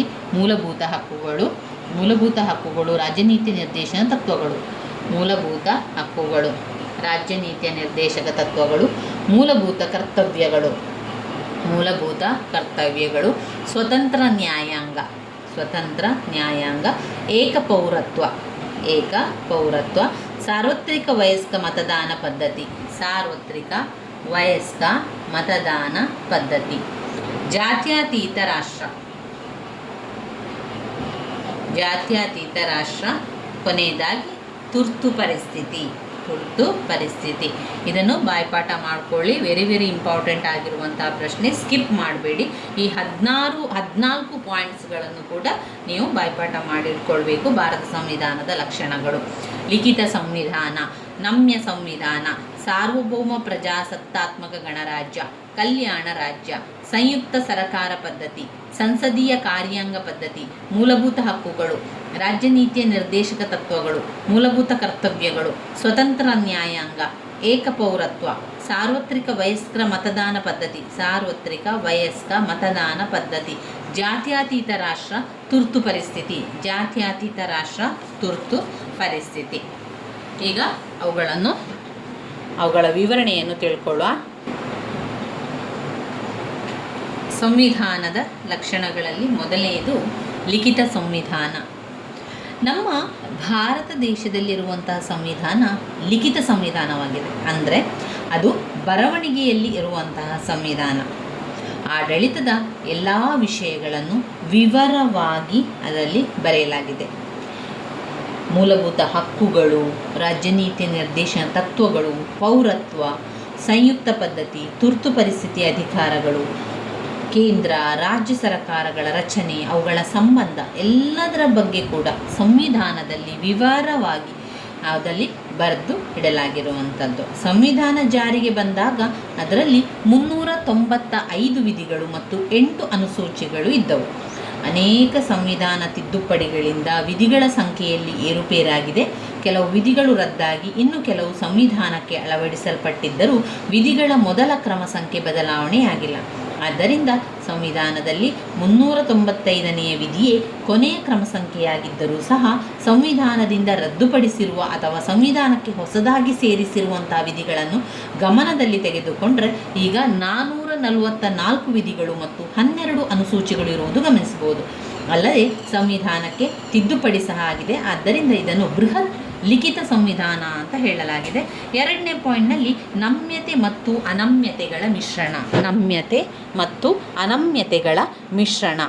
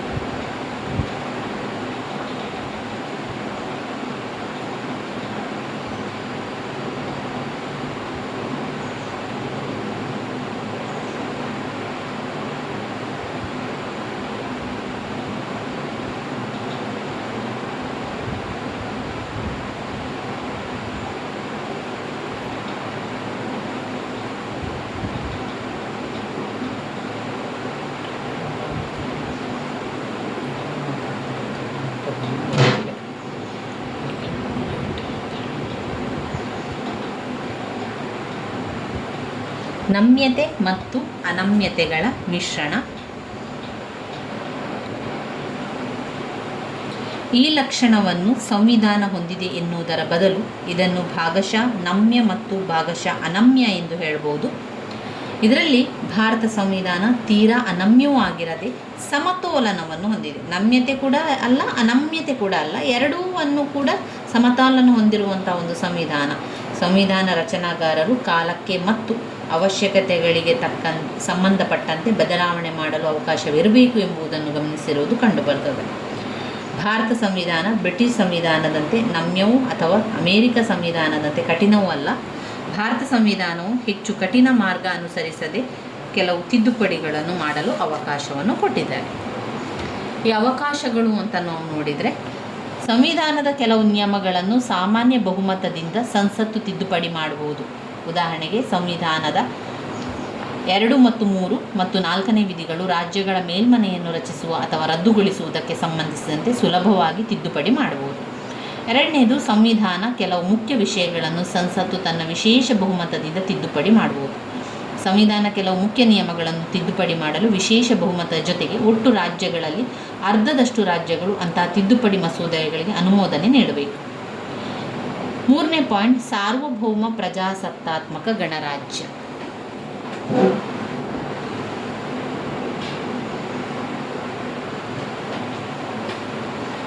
ಸಾರ್ವಭೌಮ ಪ್ರಜಾಸತ್ತಾತ್ಮಕ ಗಣರಾಜ್ಯದಲ್ಲಿ ಭಾರತ ಒಂದು ಸಾರ್ವಭೌಮ ರಾಷ್ಟ್ರ. ಪ್ರಪಂಚದ ಯಾವುದೇ ರಾಷ್ಟ್ರಕ್ಕೆ ಅಧೀನವಾಗಿಲ್ಲ. ತನ್ನ ರಾಷ್ಟ್ರೀಯ ಹಾಗೂ ವಿದೇಶಾಂಗ ನೀತಿಯನ್ನು ಸ್ವತಂತ್ರವಾಗಿ ರೂಪಿಸಿ ಕಾರ್ಯಗತಗೊಳಿಸುವ ಸ್ವತಂತ್ರ ಅಧಿಕಾರ ಭಾರತಕ್ಕೆ ಇದೆ.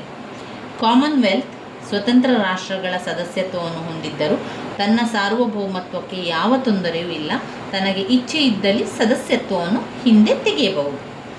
ಪ್ರಜಾಪ್ರಭುತ್ವ ಅಂತ ಹೇಳಿದರೆ ಪ್ರಜೆಗಳಿಂದ ಪ್ರಜೆಗಳಿಗಾಗಿ ಪ್ರಜೆಗಳಿಗೋಸ್ಕರ ಇರುವ ಸರಕಾರ. ಅದನ್ನು ಭಾರತದಲ್ಲೂ ಒಪ್ಪಿಕೊಳ್ಳಲಾಗಿದೆ. ಅದರಂತೆ ಪ್ರತಿನಿಧಿ ಪ್ರಜಾಪ್ರಭುತ್ವ ಪದ್ಧತಿಯನ್ನು ಅಳವಡಿಸಿಕೊಂಡಿದ್ದೇವೆ. ಅದಕ್ಕನುಗುಣವಾಗಿ ನಿಯತಕಾಲಕ್ಕೊಮ್ಮೆ ವಯಸ್ಕರ ಮತದಾನ ಪದ್ಧತಿಯನ್ನು ಅನುಸರಿಸಿ ಚುನಾವಣೆಗಳನ್ನು ನಡೆಸಿ ಪ್ರಜೆಗಳು ತಮ್ಮ ಪ್ರತಿನಿಧಿಗಳನ್ನು ಆರಿಸುತ್ತಾರೆ.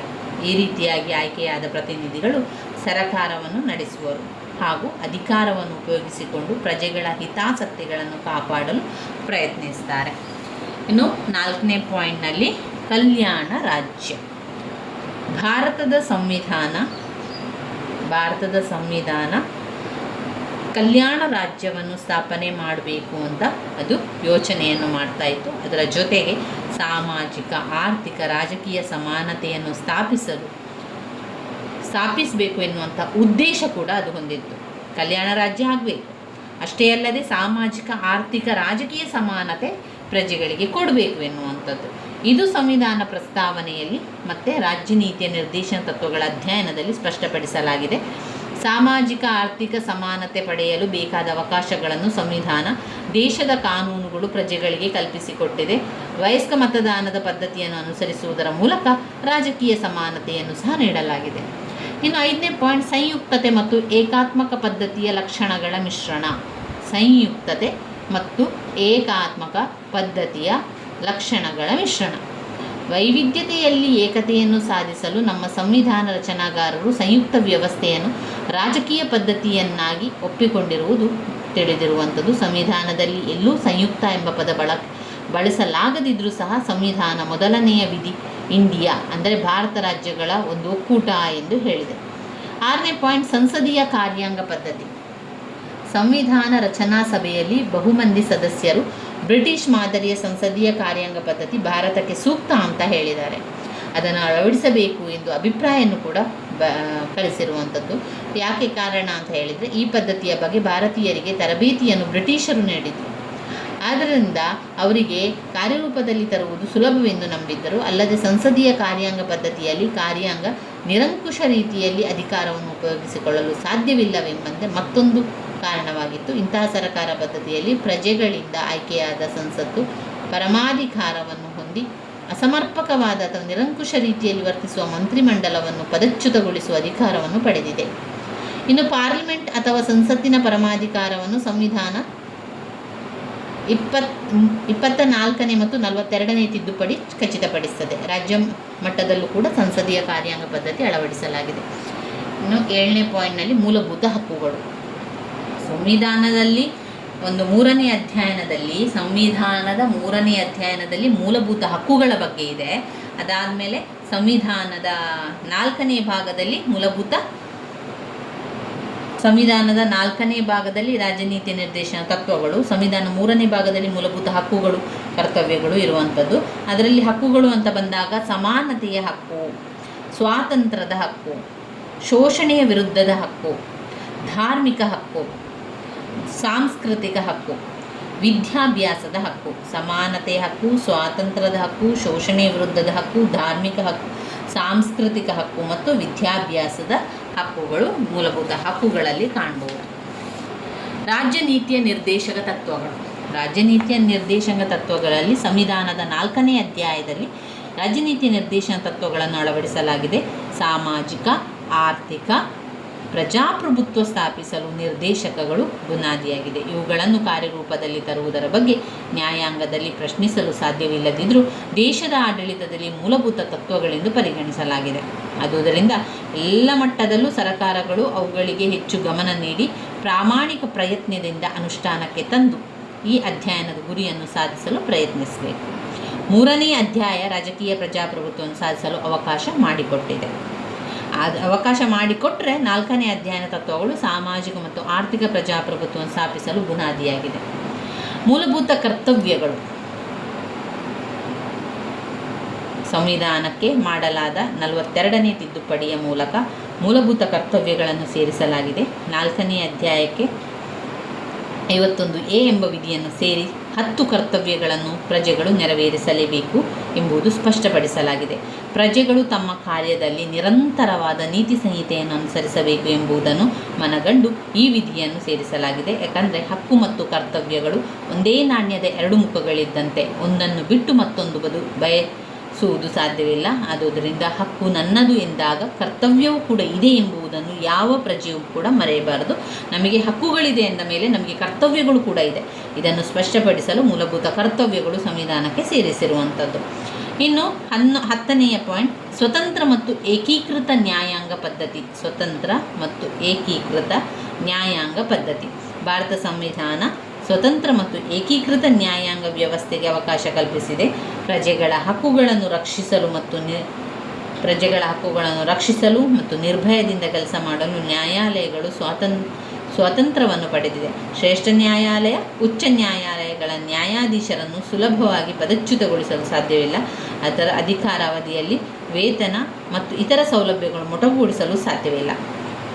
ಇಲ್ಲಿ ಸ್ವತಂತ್ರ ಮತ್ತು ಸಂಯುಕ್ತ ವ್ಯವಸ್ಥೆ ಇದ್ದರೂ ಅದಕ್ಕೆ ವಿರುದ್ಧವಾದ ಏಕೀಕೃತ ನ್ಯಾಯಾಂಗ ಪದ್ಧತಿಯನ್ನು ಅಳವಡಿಸಲಾಗಿದೆ. ಇನ್ನು ಬರುವಂತಹದ್ದು 11ನೇ ಪಾಯಿಂಟ್, ಏಕಪೌರತ್ವ. ಸಾಮಾನ್ಯವಾಗಿ ಸಂಯುಕ್ತ ವ್ಯವಸ್ಥೆ ಇರುವ ಕಡೆಗಳೆಲ್ಲ ದ್ವಿಪೌರತ್ವವೇ ಅವಕಾಶ ಇರುವಂಥದ್ದು. ಅಂದರೆ ಒಬ್ಬ ವ್ಯಕ್ತಿ ತಾನು ಜನಿಸಿದ ಅಥವಾ ವಾಸಿಸುವ ರಾಜ್ಯದ ಪೌರತ್ವವನ್ನು ಹೊಂದಿರುವುದರ ಜೊತೆಗೆ ರಾಷ್ಟ್ರದ ಪೌರತ್ವವನ್ನು ಪಡೆದಿರುತ್ತಾನೆ. ಅಮೇರಿಕ, ಸ್ವಿಟ್ಜರ್ಲೆಂಡ್, ಸಂಯುಕ್ತ ರಾಷ್ಟ್ರಗಳಲ್ಲಿ ದ್ವಿಪೌರತ್ವಕ್ಕೆ ಅವಕಾಶವಿದೆ. ಆದರೆ ಭಾರತದಲ್ಲಿ ಸಂಕುಚಿತ ಪ್ರಾಂತೀಯ ಭಾವನೆಯನ್ನು ನಿಯಂತ್ರಿಸಿ ರಾಷ್ಟ್ರೀಯ ಭಾವನೆಯನ್ನು ಬೆಳೆಸಲು ಏಕಪೌರತ್ವವನ್ನು ನೀಡಲಾಗಿದೆ. ಪ್ರಜೆಗಳು ಯಾವುದೇ ರಾಜ್ಯದಲ್ಲಿ ಜನಿಸಿದರೂ ಅಥವಾ ವಾಸಿಸಿದರೂ ಎಲ್ಲರೂ ಭಾರತದ ಪ್ರಜೆಗಳು, ಎಲ್ಲರೂ ಒಂದೇ ರೀತಿಯ ನಿಯಮಗಳಿಗೆ ಬದ್ಧರಾಗಿರುವರು. 12ನೇ ಪಾಯಿಂಟ್, ಸಾರ್ವತ್ರಿಕ ವಯಸ್ಕ ಮತದಾನ ಪದ್ಧತಿ. ಬ್ರಿಟಿಷರ ಆಡಳಿತ ಕಾಲದಲ್ಲಿ ಎಲ್ಲ ಭಾರತೀಯರು ಮತ ಚಲಾಯಿಸುವ ಹಕ್ಕನ್ನು ಪಡೆದಿರುವುದಿಲ್ಲ. ಭಾರತದ ಸಂವಿಧಾನದ ಪಿತಾಮಹರು ಸಾರ್ವತ್ರಿಕ ವಯಸ್ಕ ಮತದಾನ ಪದ್ಧತಿಯನ್ನು ಬೆಂಬಲಿಸಿ ಪ್ರಜಾಪ್ರಭುತ್ವದ ಯಶಸ್ವಿ ಕಾರ್ಯಾಚರಣೆಗೆ ಅಳವಡಿಸಿದರು. ಲೋಕಸಭೆಗೆ ಮತ್ತು ರಾಜ್ಯಗಳ ವಿಧಾನಸಭೆಗೆ ನಡೆಯುವ ಚುನಾವಣೆಯಲ್ಲಿ 18 ವರ್ಷ ಮೀರಿದ ಎಲ್ಲರೂ ಮತವನ್ನು ಚಲಾಯಿಸಲು ಅವಕಾಶ ಇದೆ. ಈ ಪದ್ಧತಿಯು ಪ್ರಜೆಗಳ ಪರಮಾಧಿಕಾರದ ಸಂಕೇತವಾಗಿದೆ ಮತ್ತು ಪ್ರಜಾಪ್ರಭುತ್ವ ತತ್ವವನ್ನು ಸಂಪೂರ್ಣವಾಗಿ ಜಾರಿಗೆ ತರಲು ಪೋಷಕವಾಗಿದೆ. ಈ ತತ್ವ ಭಾರತ ಸಂವಿಧಾನದ ಒಂದು ಪ್ರಮುಖ ಲಕ್ಷಣ. ಇನ್ನು 13ನೇ ಪಾಯಿಂಟ್ನಲ್ಲಿ ಜಾತ್ಯತೀತ ರಾಷ್ಟ್ರ. ಜಾತ್ಯತೀತ ರಾಷ್ಟ್ರ ಸಂವಿಧಾನದ ನಿಯಮಕ್ಕನುಗುಣವಾಗಿ ಭಾರತ ಒಂದು ಜಾತ್ಯತೀತ ರಾಷ್ಟ್ರ. ವಿವಿಧ ಧರ್ಮವನ್ನು ಅನುಸರಿಸುವ ಭಾರತ ಜಾತ್ಯತೀತ ರಾಷ್ಟ್ರವಾಗಿರಲೇಬೇಕು ಎಂಬುದು ಸ್ಪಷ್ಟಪಡಿಸಲು ಹೇಳುವಂಥದ್ದು.